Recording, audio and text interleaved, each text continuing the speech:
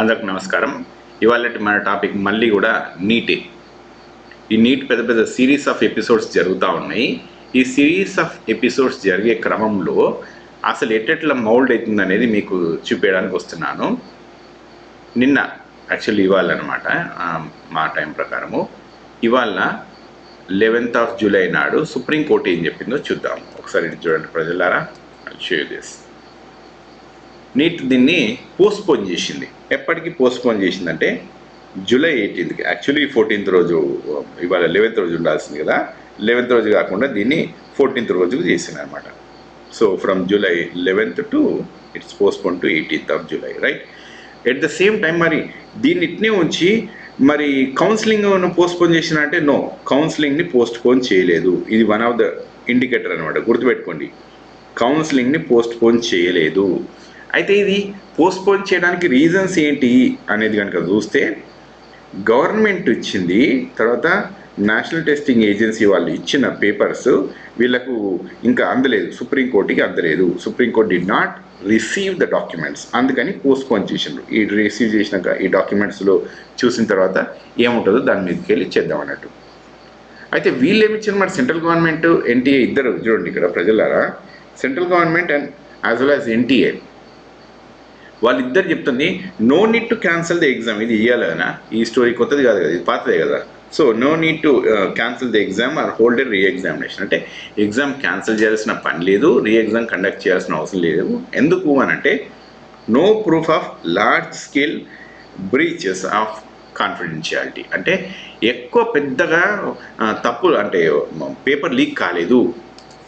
గుర్తుపెట్టుకోండి ప్రజలారా, ఏం చెప్తున్నారు వీళ్ళు, పేపర్ లీక్ పెద్దగా కాలేదు, ఎక్కువ మందికి ఏం చేరలేదు, కొంతమందికి అయింది అని చెప్పి చెప్తున్నారు. కొంతమందికి అయింది అని చెప్పలేదు. Read in between the lines అందరూ, సారీ అబౌట్ దాట్. మళ్ళీ ఒకసారి చూడండి ఇక్కడ, no proof of leakage, okay, అంటే large scale breaches of confidentiality. అంటే ఎక్కువ మందికి లీక్ కాలేదు అంటే తక్కువ మందికి అయింది అన్నట్టు, మరి ఇది అన్నట్టే కదా ఇప్పుడు దీని ప్రకారం. సో ఎక్కువ మందికి కాలేదు అనే ఉద్దేశం అయితే నాకు అర్థం అయింది అదే. మరి మీకు ఏమైనా వేరే అర్థం అయితే కింద కామెంట్స్లో పెట్టండి, ఇంకా చూపిస్తాను. ఇక్కడ అయిపోలేదు ఈ స్టోరీ, మన కిందికి వెళ్దాము. కిందికి వెళ్తుంటే ఏమేమి ఉన్నాయో చూద్దాం ఇక్కడ. సో యా, ఇక్కడ చూడండి ప్రజలారా, ఇగో ఇదే. ఇంకొకటి ఏంటంటే ఇది ఒకటి చూడండి, NTA and union files has filed replies. వీళ్ళు రిప్లై ఇచ్చిండ్రు, మాకు ఈ కాపీస్ అందలే అని చెప్పారు కదా, ఇది అదే ఆన్సర్ అనమాట. మళ్ళీ కిందికి వెళ్దాం. కిందికి వెళ్తే ఇంకేం చెప్పి చూద్దాం ఇక్కడ. తర్వాత సుప్రీంకోర్టు ఆర్డర్ చేసింది ఎవరికి, ఎన్టీఏకి. కొన్ని పిటిషన్స్ ఉన్నాయి, మన పిటిషన్స్ని మీరు ఆన్సర్ చేయండి అని చెప్పి ఎన్టీఏ వాళ్ళకి చెప్పింది. సుప్రీంకోర్టు ఎన్టీఏ వాళ్ళకు ఈ పిటిషన్స్కి రెస్పాండ్ చేయండి అని చెప్పి చెప్పింది. But at the same time refuse to halt counselling. ఇది నెంబర్ 1 ఇంపార్టెంట్ పాయింట్, గుర్తుపెట్టుకోండి. అంటే హాల్ట్ చేస్తారు అడ్మిషన్స్, అంటే మోస్ట్ లైక్లీ అడ్మిషన్స్ కంటిన్యూ అయ్యే అవకాశాలే ఉన్నాయి. ఇది మనకు అర్థం కావాల్సిన విషయము. మేబీ వేరే అయితే వేరే అయి ఉండొచ్చు, కానీ 18th రోజు ప్రస్తుతానికైతే ఇదే సిచ్యువేషన్. తర్వాత ఇది మొన్న ఎగ్జామ్ ఎందుకు పోస్ట్పోన్ చేయాల్సి వచ్చింది అని అంటే ఇగో ఇదే రీజన్. ఏం రీజన్ ఇది అంటే, ఎగ్జామ్ ఎంతమందికి లీక్ అయిందో దాని మీదకి వెళ్ళి బేస్ చేసి మనము రీటెస్ట్ పెడతామా లేదా అనేది తెలిసిపోద్ది అని చెప్పారు. కానీ దీనికి ఆల్రెడీ రిప్లై వచ్చేసింది. What is the reply for this? ఎక్కువ there is no large scale breach అని చెప్పాను. లార్జ్ స్కేల్లో బ్రీచ్ కాలేదు, లార్జ్ స్కేల్లో ఇక్కడ క్వశ్చన్ పేపర్ లీక్ కాలేదని ఆల్రెడీ వచ్చేసింది. సో ఇది పోస్ట్పోన్ చేయలేదు, ఈ క్వశ్చన్కి ఆన్సర్ వచ్చేసింది. సో మోస్ట్ లైక్లీ నాకు అర్థమవుతున్న ఆన్సర్ ప్రకారం ఏంటంటే రీ ఎగ్జామ్ ఉండదు. సో ఉన్నదానితో కంటిన్యూ చేస్తారు. దీనికి ఏమైందంటే వీళ్ళు ఎవరు, మన ఐఐటి మెడ్రాస్ వాళ్ళు ఒక డేటా స్టడీ చేసింది దీనిపైన. దేనిపైన స్టడీ చేసినంటే ఇటు చూడండి ప్రజలారా, వీళ్ళు ఏం పారామీటర్స్ యూజ్ చేసినో చూపిస్తాను. ఒకటేమో distribution, marks distribution among candidates. ఆ క్యాండిడేట్స్ వాళ్ళ మార్క్స్ డిస్ట్రిబ్యూషన్ ఎట్లా వచ్చినాయి అనేది ఒకటి చూసిండ్రు. సిటీ వైజ్ ఇంకొకటి చూసిండ్రు, ఓకే, ఏ సిటీలో ఎంతెంత మందికి. తర్వాత centre wise rank distribution, centre వైజ్లో ర్యాంక్ డిస్ట్రిబ్యూషను ఇంకా కొన్ని చూసినని చెప్పాను. మేజర్గా చూడాల్సింది ఫస్ట్ పాయింట్ ఎక్కడైతే మార్క్స్ డిస్ట్రిబ్యూషను, సిటీ, తర్వాత సెంటర్.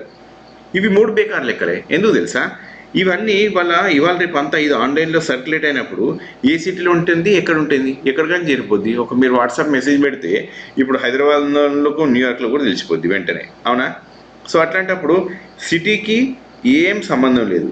సెంటర్ అంటావా, సెంటర్కి కూడా సంబంధం లేదు నన్ను అడిగితే. ఎందుకంటే rank distribution for the centre అవసరం లేదు. ఇది ఎవరికి చేరాలో వాళ్ళకి చేరుకుంటే సరిపోద్ది. మాస్ కాపింగ్ ఉంటుంది అని మాత్రం నేను అనుకోను. I also don't believe that there is a mass capping. కానీ వాళ్ళు ఎవరికి చేర్పిద్దాం అనుకున్నారో క్వశ్చన్ పేపర్స్ వాళ్ళకి చేరడానికి మాత్రము ఆస్కారం చాలా ఈజీగా ఉంటుంది. ఇది ఇక్కడ అయిపోలేదు. మనకు ఇంకా కొంత డీటెయిల్స్కి కనుక వెళ్తే మనము ఇందులో చూడాల్సింది ఏముంది అంటే ఎవరికి ఎన్ని మార్కులు వచ్చినాయి, వాళ్ళు ఇంటర్మీడియట్ కానీ వాళ్ళ 10th ఎగ్జామ్స్ నుంచి కానీ ఈ సీక్వెన్స్ అంతా తీసుకుంటూ రావాలి.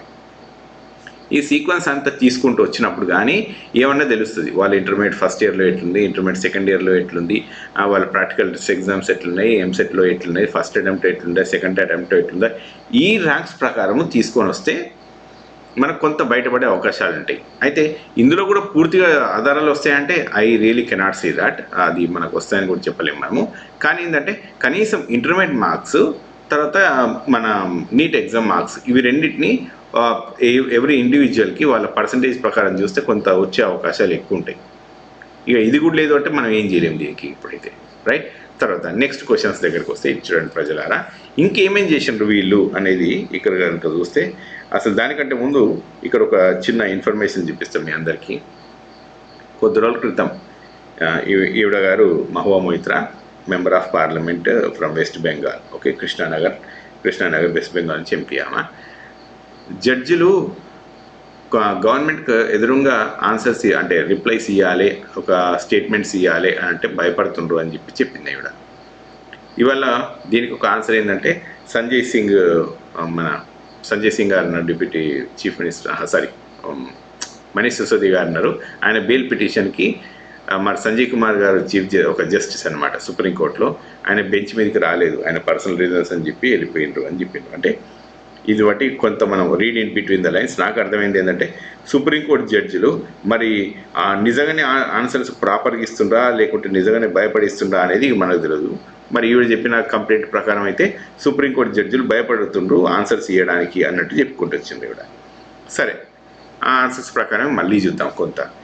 ఇప్పుడు ఇక్కడికి వచ్చేస్తే మనకు ఆన్సర్ ఏంటంటే ఐఐటి మెడ్రాస్ వాళ్ళు మాస్ మాల్ ప్రాక్టీస్ జరగలేదు అని చెప్పి వీళ్ళ డేటా అనాలిసిస్ చెప్పింది. అంటే మాస్ మాల్ ప్రాక్టీస్ అంటే ఒకటే ఎగ్జామ్ సెంటర్లో ఒక 100 ఉన్నారు అనుకోండి, ఈ 100 అందరికీ స్కోర్లు హై వస్తే అది మాస్ మాల్ ప్రాక్టీస్. అది జరగలేదు, డేటా అనలిటిక్స్ తోటి జరగలేదని చెప్పి చెప్పింది. This is very good feature. At least ఇంత మరీ బరిదగించలేదు అనే దానికి ఒక ఆన్సర్ ఇది.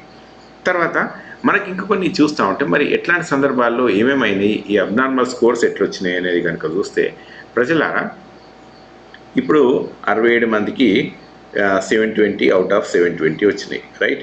ఇందులో వీళ్ళు ఏం చెప్తారంటే ఒక సింగిల్ సెంటర్లో, అంటే not single centre, actually exam delay అయింది కదా, ఎగ్జామ్ డిలే అయిన వాళ్ళల్లో 6 మెంబర్స్కి బోనస్ మార్క్స్ వచ్చేసినాయి ఇక్కడ, ఓకే, అడెండమ్ మార్క్స్ చేసినారు కదా, దీనివల్ల 6 మెంబర్స్కి 100% వచ్చేసినాయి. అంటే ఇంకా 61 ఉన్నారు నార్మల్గా ఉన్నవాళ్ళు, అవునా? నార్మల్గా ఉన్న వాళ్ళు 61లా వీళ్ళకి ఏమైందంటే ఫస్ట్ 2 ఆన్సర్ షీట్లు ఉన్నాయి కదా, ఒకటి ప్రొవిజనల్, ఇంకోటి తర్వాత ఫైనలైజ్గా మళ్ళీ ఇంకోటి అప్రూవల్ చేసినారు. So finally ప్రొవిజనల్ది.